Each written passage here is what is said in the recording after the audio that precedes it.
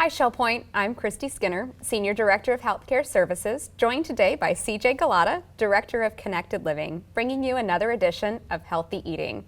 I have to tell you, I've been excited about this episode from the moment that we picked the topic, chocolate. Who doesn't love chocolate, and who doesn't love an excuse to eat more of it? I know that I told CJ, I can't wait to hear how much chocolate I can eat when you recommend to me that it's good for my brain and good for my health. That's a win-win for everybody involved. So CJ, let's get right to it. How does chocolate provide a sweet treat for our brains? Dark chocolate does provide that sweet treat. All chocolate comes from cacao or cocoa beans, and in its raw form, it is the purest chocolate that you can consume. Well, is there a type of chocolate? I know you've already answered it. I was hoping it was a universal application, but is there a type of chocolate that's better for our brains than other kinds of chocolate? And if so, why? Yes, not any chocolate will do.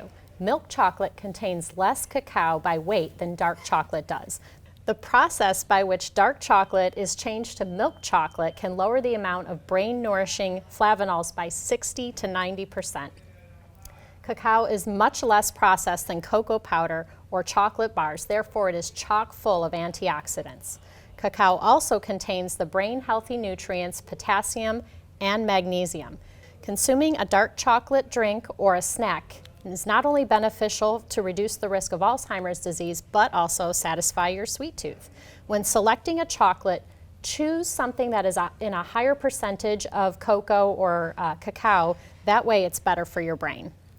Well, I was hoping you'd say that the Hershey's bars that I have in my closet right now would be just as good as the dark chocolate, but I figured as much. So this is another silly question, but I'm hoping you'll say yes. I have a feeling it's going to be no. Can I now eat all the chocolate that I want? So when I go home tonight and I'll eat dark chocolate, can I have as much dark chocolate as I want? The recommended amount is 1 to 2 ounces or 30 to 60 grams. That's where you want to be. Try adding it to pudding or sprinkling it over fruit. Well, I figured as much, but I was hopeful, and I'm sure the audience was just as hopeful as I was, because I think that as we age, we've recognized that your sweet tooth and your salt tooth are the two last things to go away. Your taste buds slowly go away, but we know that that sweet tooth, I've watched all of us when we go to presentations, we have the cookies that people grab, and so we were hoping that you'd say yes, but in good stewardship of our health and wellness, I appreciate you giving me the honest answer. So being that we are at the Arbor and we're focusing on dark chocolate and great ways to present it to you, we know that it's not always going to be in the best healthy way, but it's a great way to present it to you in a delicious way. We're going to bring out Chef Albert, and he's going to show us how he's presented to you dark chocolate in a delicious manner. So Chef Albert, thank you so much for joining us today. I really don't even want to give you the opportunity to tell us what you have, because I want to eat what you have, but if you will please tell us what you've made for us today. It looks delicious. Well, thank you. We took the dark chocolate and made a mousse with it, classical dark chocolate mousse. In a sense, we didn't want to put it in a regular cup.